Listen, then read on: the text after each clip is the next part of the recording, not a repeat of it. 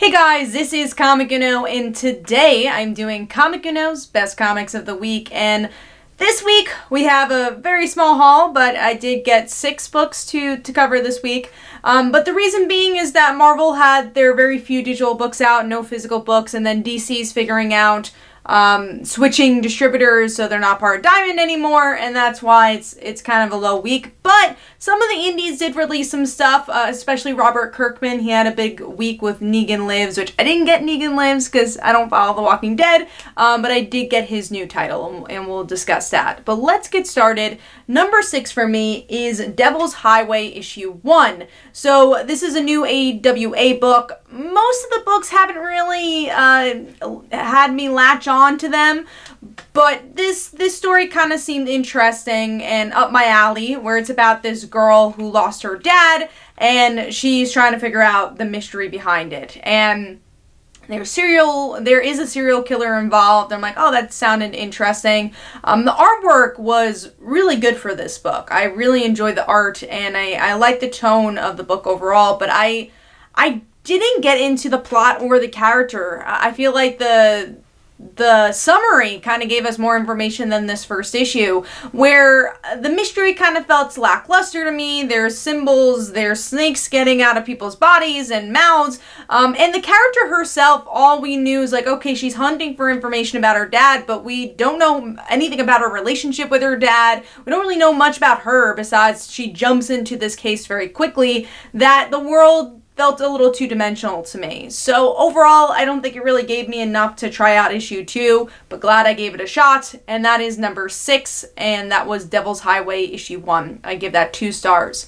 Moving on to number 5, which is the only Marvel book I got this week, which was Hawkeye Freefall. Issue 6 is the last issue of this Hawkeye mini, which honestly has been pretty solid. I've enjoyed it, and I feel like the ending was pretty solid as well, where we get to see Hawkeye kind of reverting back to what his character was, that he is kind of playing between the good and evil side of him, because he was a villain originally, or maybe not a villain, I feel like that's a strong word, but, you know, a criminal, let's call him. You know, he was a criminal originally, so we're kind of seeing that as he's kind of duped by the Hood, or at least the Hood thinks that, and he fights Bullseye in this issue, fights the Hood. What I liked is honestly the story between Hawkeye and that young boy, that, you know, I think the easy way could have been that the young boy survives because of Night Nurse, and Night Nurse is not happy that Hawkeye brought this boy to die in her living room, and it doesn't go well, and this is why we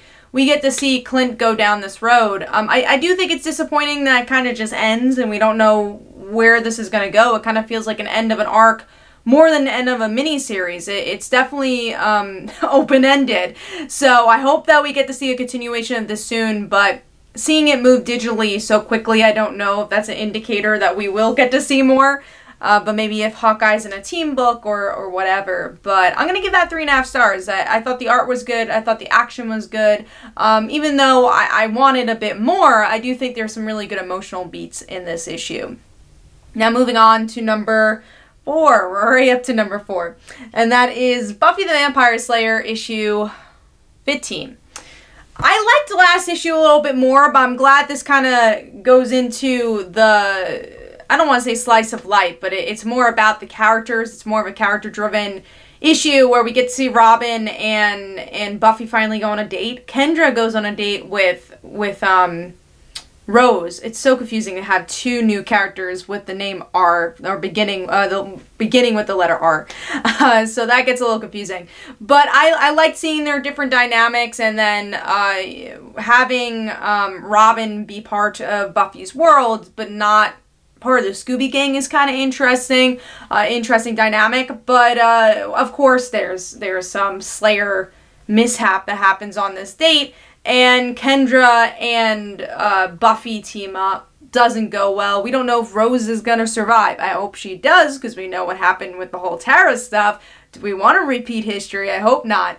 So I hope that Rose survives, but I thought it was interesting to kind of learn more about these dynamics, something that we didn't really get to see on the show that much, especially Kendra and Buffy. I liked some of the notes that Robin brings up about Buffy's personality, especially the line about her playing the victim and also the hero, because I think that's such a perfect explanation of Buffy, especially because she was this, you know, the trope of the final girl, and how she took charge of the final girl, or final victim, trope and cliche. So I enjoyed that. I like those words.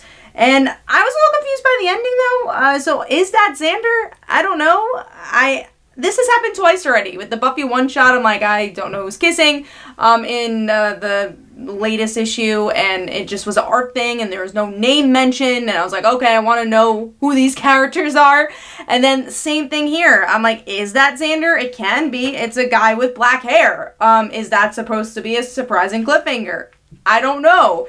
So that's one thing that kind of bugged me. Artwork, too, was a little better in the last issue, but this issue was, it was still strong. I think it's been stronger than what we've been getting in the past, but it was a little cartoonier here, but I hope this is the direction it's going with the artwork. Alright, so that is number 4? Yeah, that was number 4. And I gave that 3.5 stars. Moving on to number 3, which is Firepower Volume 1 Prelude. So yes, we're finally getting into those Kirkman books. I enjoyed this one, but as you can see, the Free Comic Book Day issue is not here yet because it's higher. I enjoyed that one more. I actually enjoyed the main series more, which I'd rather have that than enjoy the Prelude more and be like, I didn't like the main series. Not that I dislike this, but do you need to read the Prelude? I guess so. I think there was some information in that first issue where, like, oh, like, what place are you talking about? There's like this new character that pops up into our main character's life in that first issue. So yeah, in that regard, I think you should read the Prelude to get some information about these characters. But I was a lot more entertained with the first issue. I liked the whole, this guy has moved on from this life of martial arts and this world that he's enters, and kind of, I feel like it's a marriage between Iron Fist with actual Asian characters and Doctor Strange. I felt like it was kind of a mix of that, like a different world, an outsider trying to learn this new culture and these powers. So I thought that was interesting, but at the same time, I feel like I've seen this story before, especially, you know, it's a very similar voice of what Robert Kirkman is used to writing.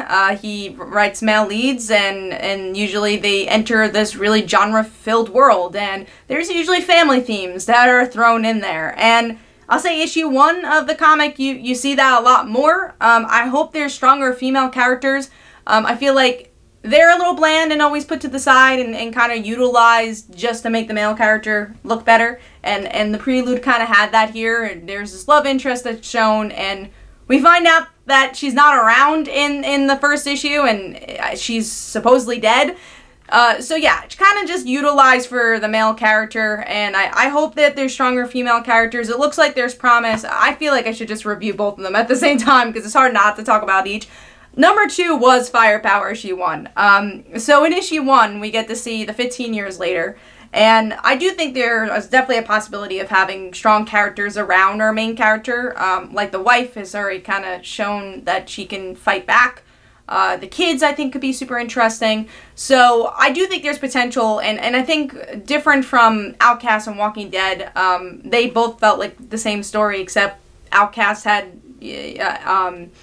what's it called, demons, I guess, and exorcisms in that vein. But with this, it does feel like a very different world, and the villain's really different. And I like the cliffhanger where we get to see this guy is trying to build a new life and a normal life, and then it kind of seeps in, and I'm excited to see how the family's going to react to that. So in this first issue, they tried building the family members, and they really tried building the other characters. Again, in this one, in the Prelude, is definitely more about that main character and his woes, but I'm excited to see where the world builds, and Samney's artwork, man, fits so well. I really love the martial arts here, and the different dynamics we get to see with that, and just the coloring, and just the whole tone works here. I was a little confused by the black borders, and if you could see, actually, there's 2 different colors. One just has black borders. This is black borders here and then white borders here. I was a little confused by that, but that was an artistic choice that you kind of see as you read the Prelude. But yeah, overall, I was impressed with this book. I gave the Prelude 3.5 stars, and the Free Comic Book Day, which is free, I actually gave 4 stars. I thought it was a pretty solid issue, and I'm definitely interested to read more. Also, like, this is pretty cheap to invest in. It's kind of nice that, I mean, this is a lot of pages. It's only $9.99. I know Image usually does that with their volume 1s, but it's nice that, you know, for a week that not a lot of comics are coming out, that we get something kind of cheap to jump into a new series. And again, Negan Lives, the proceeds going to the comic book store, I think was very nice as well. Alright, so those are number 1 and 2. I know that was weird, but it was just easier to talk about both books that way. But moving on to number 1, which is another indie book, of course, because there's no mainstream books out this week, really. But that is Fence Rivals issue 1, or volume 4, actually. So this is a little confusing, the release dates, so that's why I'm like, should I review this or not? The release date, physically, this book came out actually yesterday, so it came out on Tuesday, so I guess bookstores, and comic book stores too, my store didn't have the physical issue, so I had to read this one digitally, but yeah, that officially comes out physically there. Now, digitally for the public, it comes out, I think in 2 weeks or so. So I hope this doesn't interfere with sales, because honestly it was kind of hard to get my hands on Fence, or at least to figure out when it was being released. So yeah, I hope that they promote that. But I really enjoyed Fence. I've enjoyed the first 3 volumes. I will say you shouldn't pick this up in the middle. You probably should read the first 3 volumes before you get this one. But it's a slice of life sports book. It's about these guys who fence, and it's kind of everything you want in kind of BL, which means like boy love, queer book, and we get to see the 2 rivals, which is literally called Fence Rivals.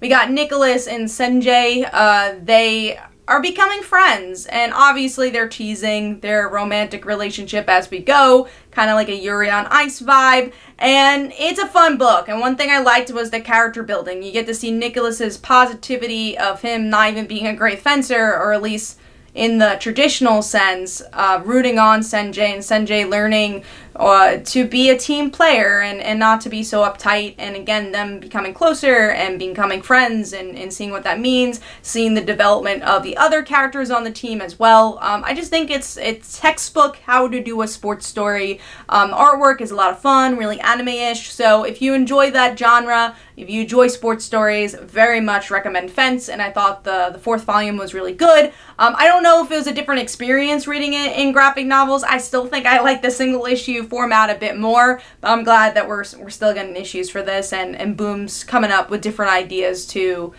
release these books and release these stories. So those were my thoughts on this week's books. Please let me know in the comments below, what did you get? What were your favorite books, your least favorite books, and everything in between. This is Comic Uno. Definitely follow me on Twitter and Facebook. Go check out my comics, Like Father, Like Daughter, and They Call Her the Dancer. And every Tuesday at 10 p.m. Eastern Time is Comic Book Weekly, where we discuss all things comics on our comic book podcast.